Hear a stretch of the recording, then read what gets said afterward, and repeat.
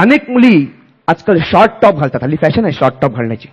अनेक मुली short top घालतात, पण बसल्यानंतर पाठ दिसू नये म्हणून जी मुलगी टॉप पटकन खाली खेचते ती आपली मराठी मुलगी असते. अनेक मुली आजकाल जीन्स घालतात, पण जीन्सवरही जी मुलगी पैंजण घालते ती मुलगी आपली मराठी मुलगी असते. विसरले घालायचं नाही ना, म्हणलं पटकन जाऊन घालून नाही तर. शॉपिंगलाही अनेक मुली जातात बाजारात, पण 50-60 दुकानं फिरून खर्चाचा विचार करून कानातले घेऊन येते ती मुलगी सुद्धा मराठीच मुलगी असते. मित्रही अनेक मुली नसतात. बॉयफ्रेंड, आजकाल नवीन शब्द आलाय बाजारात, आयटम. हा माझा आयटम, ती माझी आयटम. अरे काय बॉम्ब आहे काय, फोडायचा आहे काय? नवीन नवीन शब्द काढतात. सांगायचा मुद्दा काय, मित्रही अनेक मुली नसतात, बॉयफ्रेंड अनेक मुली नसतात, पण फालतूगिरी केल्यावर कानफाडा जी वाजवते ती मुलगी सुद्धा मराठी मुलगी असते. तर प्रत्येकाला मराठीचा अभिमान असला पाहिजे. रसिको, हास्य सम्राट कार्यक्रमात मी एक विडंबन केलं होतं. गारवा अल्बम सगळ्यांना माहिती आहे, गाजलेला अल्बम आहे गारवा.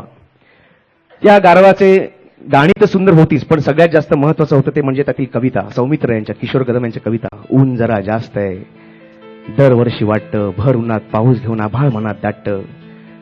आता समजा किशोर कदम, आम्हाला अंदाज करूया, किशोर कदम एका हॉस्पिटलमध्ये, एका हार्ट स्पेशलिस्ट हॉस्पिटलमध्ये इन्व्हाइट म्हणून गेले आणि तिकडे सर्व पेशंट्सना पाहिल्यावर ही कविता ते कसे म्हणतील? सगळे पेशंट समोर आहेत बेडवर. मीठ जरा जास्त आहे, ब्लड प्रेशर सांगतं. मीठ जरा जास्त आहे, ब्लड प्रेशर सांगतं. गोड धोड खाऊन खाऊन डायबिटीस वाढतं. तरी तोंड चालत राहतं, खाणं थांबत नाही. तरी तोंड चालत राहतं, खाणं थांबत नाही. ऍसिडिटी शिवाय शरीरामध्ये कुणीच बोलत नाही. तितक्यात कुठून एक रोग शरीरामध्ये येतो, तितक्यात कुठून एक रोग शरीरामध्ये येतो. हृदयामधला काही भाग बायपास करून घेतो. माणूस उन्हाळ मुलासारखा तेलकट तुपकट खात राहतो. आयुष्याच्या ताणतणावात दारूच्याही आहारी जातो. डॉक्टर आणि पेशंटचा सुरू होतो पुन्हा खेळ. डॉक्टर आणि पेशंटचा सुरू होतो पुन्हा खेळ. हॉस्पिटलमध्ये सरते त्याच्या आयुष्याची कातर वेळ. चक्क डोळ्यांसमोर मृत्यू कूस बदलून घेतो. जगण्याआधीच माणसाला कुठून अटॅक येतो. आडवा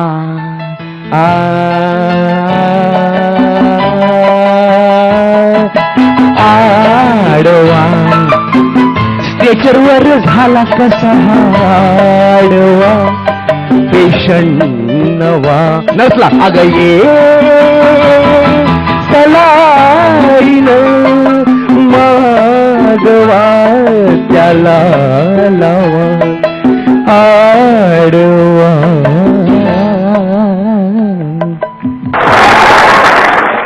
धन्यवाद. मगाशी आमच्या राहुल कुमारनी जाहिरातींची गंमत सांगितली, ते पुढे कसे होतील ते. पण आजकालच्या जाहिरातींचा आपल्या तरुण पिढीवर किंवा लहान मुलांवर कसा परिणाम झालाय याची गंमत की त्या जाहिराती पाहतो आपण. काय झालं, मुलगी सकाळी निघाली कॉलेजला. आईने तिला हातामध्ये ब्रूक बॉन्ड ताजा चहा दिला हातामध्ये आणि म्हणाली, तू जा, तू नाव मिळव, तुझ्या हातात जादू आहे. मग तू जादूगार का होत नाहीस? जादू आहे ना. ताजी होऊन जा असं म्हटल्यावर तो तिचा भाऊ लगेच आला आणि आईला म्हणाला, बस, ताजी ताजी ताजी ताजी ही ताजी. कॉलेजमध्ये 50 पोरांबरोबर फिरून फिरून शिळी झाली आहे. काय रे असं बोलतो, काय बोलतोस? दे मला एक 100ची हरिपत्ती, मग तुलाही देतो हिच्याची नवी स्फूर्ती. ही तुझी मुलगी सकाळी ब्रुकबॉन्ड ताजा आणि कॉलेजमध्ये मँगो माझा आणि अभ्यासाच्या नावाने बँड बाजा. पण काय झालं, काय झालं? ही तुझी मुलगी कॉलेजमध्ये कुठला नवीन तरुण मुलगा दिसला चिकना का हिचं सुरू. हिला बघितल्यावर लगेच हिने आपली क्लोज स्माइल दाखवलीच. का हिला बघून सगळी मुलं, रूप ही आहे सौंदर्य आहे, रूप ही आहे सौंदर्य आहे, रूप ही आहे सौंदर्य आहे, रूप ही आहे सौंदर्य आहे. सकाळी राजूनी दुपारी संजूकडे जाणार आहे. नोट्स काढायला, नोट्स काढायला. हिचं असं वागणं म्हणून माझ्या नाकी नवालेत. आई म्हणते, तू काय करतोस? मी काय करणार? क्लोरोमिन खातो आणि कबड्डी खेळतो. कबड्डी कबड्डी कबड्डी कबड्डी कबड्डी कबड्डी. तर हे जरा तरुण पिढीचं, लहान मुलांवर याचं म्हणजे इतकं व्यसन लागलंय जाहिरातींचं. एक बिट्टू म्हणून आमच्याकडे मुलगा आहे, बिट्टू. तो तर म्हणजे अगदी धावत आला, एकदा शाळेतून धावत आला घरी आणि खाल्लं जायला, आई एक चांगली बातमी एक वाईट बातमी, आधी कोणती सांगू? आई म्हणाली, चांगली बातमी मी वर्गात पहिला आलो. अरे वा. आणि वाईट बातमी मी शेवटून पहिला आलो. वाईट बातमी हीच असणार, याच्यावरून वेगळी काय असणार? बरं, घरी गेला, बाबांना रिझल्ट दाखवतो. रिझल्ट, बाबा बाबा रिझल्ट रिझल्ट, चुनचुणीत पोरगा, रिझल्ट बघू. अरे वा वा बिट्टू, बिट्टू काय केलंस तू? अरे काय, अरे काय, गणितात कच्चा, इंग्रजीत नापास, मराठीत शून्य, वर्तणूक वाईट, अक्षर घाणेरडं. बाबा पुढे वाचा, आरोग्य चांगलंय. I am Complan boy. असा बिट्टू. बरं, शाळेत गेला, शाळेत बाई शिकवत होत्या. बाईने विचारलं, बिट्टू उभा राहा आणि ही म्हण पूर्ण कर, देव तारी त्याला सनफिश मारी. बोला, सनफिश मारी? बिट्टू हे काय नवीन? नाही बाई, शाहरुख खानच सांगतो, जुनं ते जुनं, नवं ते सोनं. म्हणी पण जुन्या का? बरं, आई घरी जेवण करते, आईला मीठ सापडत नव्हतं आणि बिट्टूला, बिट्टू मला जरा मीठ देतोस का मला? हा कोलगेट टूथपेस्ट घेऊन आला. हे टाका, या टूथपेस्ट मध्ये मीठ आहे. याचं डोकं कुठे चालतं? आणि एकदा तर याने कहर म्हणजे अक्षरशः कहर केला. रविवार होता, बाबा पेपर वाचत बसले होते.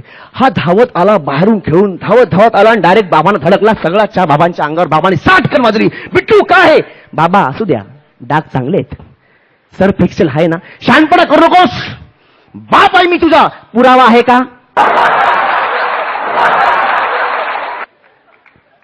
असं म्हटल्याबरोबर बिट्टूच्या बापाने रागाने बिट्टूच्या आईकडे पाहिलं आणि बिट्टूची आई समोरच्या बिल्डिंग मधल्या देशपांडेकडे कोण हसली. मुलगा म्हणाला, बघा काय पुरावा आहे. असं होतं मित्रांनो. खास आता मी जे काय बोलणार आहे ते या सर्व इकडच्या पुरुषांसाठी, म्हणजे बायकांनी कान बंद करू नका, 33% ऐकलं तर चालेल, नो प्रॉब्लेम. खास ज्या दारोळ्या, ज्या हास्यसंदर्भामध्ये आपण पाहिल्या होत्या, प्रत्येकाला एक घर असावं, प्रत्येकाला एक घर असावं पिऊन रात्री परतण्यासाठी, प्रत्येकाला एक घर असावं पिऊन रात्री परतण्यासाठी, प्रत्येक घराला एक ओसरी असावी बायकोने हाकललं का बाहेर झोपण्यासाठी. दारूमध्ये पहा किती रंगत, दारूमध्ये पहा किती रंगत, दुःखाला बुडवून सुखाला ठेवते तरंगत. दारूच्या गुत्त्यावर गावकऱ्यांचा गराड आहे, दारूच्या गुत्त्यावर गावकऱ्यांचा गराड आहे, पण चौथीच्या पुस्तकात मात्र दारूबंदीवर धडा आहे. अशी वेळ येते जेव्हा कुणीच आपला नसतो, अशी वेळ येते जेव्हा कुणीच आपला नसतो, म्हणून आपण प्यायला बसतो तर नेमका ड्रायडे असतो.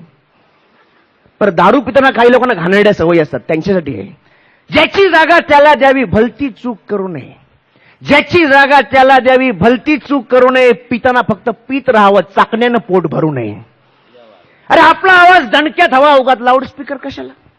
आपला आवाज दणक्यात हवा, उगाच लाऊडस्पीकर कशाला? अरे प्यायची तर देशी प्या, उगाच इंग्लिश दारू कशाला? तर इंग्लिश दारू किती प्यावी, काही केल्या चढत नाही. इंग्लिश दारू किती प्यावी, काही केल्या चढत नाही. देशी आपली जराशीच प्यावी, 2-2 दिवस उतरत नाही. म्हणून सांगतो, घरी बसून दारू पिण्याचे खूपसे फायदे आहेत. घरी बसून दारू पिण्याचे खूपसे फायदे आहेत, कारण हॉटेलमध्ये बिल भरण्याचे काटेकोर कायदे आहेत.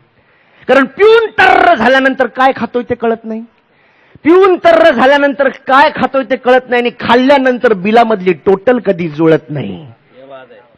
काय बहुतेक जास्त बिल भरलं यांनी. पण तसा मी श्रद्धावान, श्रावण नेहमी पाळतो. तसा मी श्रद्धावान, श्रावण नेहमी पाळतो. श्रावणात फक्त दारू पितो, नॉनव्हेज मात्र टाळतो. दारू पिणं असतो एक उत्सव, दारू पिणं असतो एक उत्सव, त्याचा उरूस होऊ नये. दारू पिणं असतो एक उत्सव, त्याचा उरूस होऊ नये, आणि प्यायल्यानंतर आपला कधी वाकार युनूस होऊ नये. आता हाच दारू पिणारा माणूस, ज्याचा दारुण पराभव झाल्यानंतर हा मराला टेकतो, याची अंतयात्रा निघते, आणि तेव्हा हा काय म्हणतो, दारू हे जर जीवन असेल तर मेलेलं बरं. Direct change. दारू हे जर जीवन असेल तर मेलेलं बरं, पण भीती वाटते ना मरायची, मग प्यायलेलं बरं. पिऊन पिऊन माझा देह झाला खराब, पिऊन पिऊन माझा देह झाला खराब, माझ्यातही प्याला न प्यालातही शराब. अत्तर गुलाब पुष्पांनी तिरडी माझी सजवा.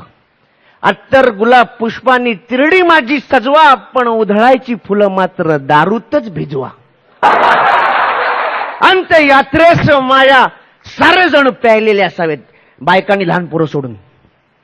अंत्ययात्रेस माझ्या सारे जण प्यायलेले असावेत, 4 खांदेकरी मात्र अजिबात शुद्धीत नसावेत. आणि तो यम जरी आला स्वर्गातून मला न्यायला, तो यम जरी आला स्वर्गातून मला न्यायला, त्याला सांगणार बाबा पिऊ दे ना मला शेवटचा एकच प्याला, एकच प्याला नाही एकच प्याला.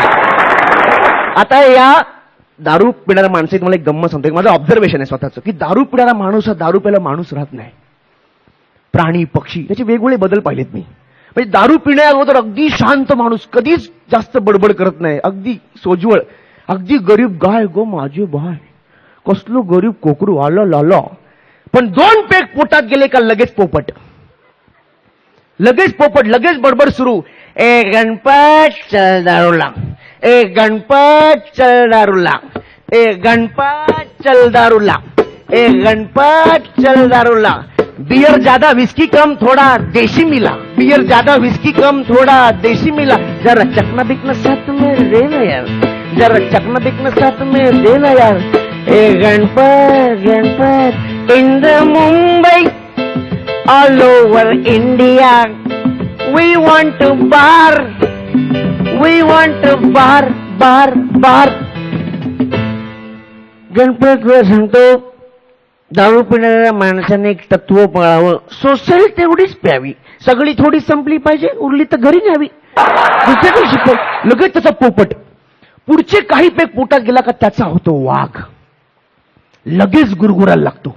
आणि मग डायरेक्ट शिव्यांची बरसात, समोर कोण हाय बघत नाही काय नाही.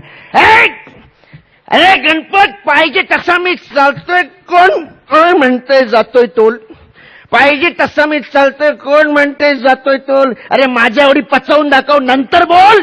तुझ्या आईचा घोड्यावरून फोटो काढला, तुझ्या आईचा केवढा मोठा फोटो काढलाय घोड्यावरून.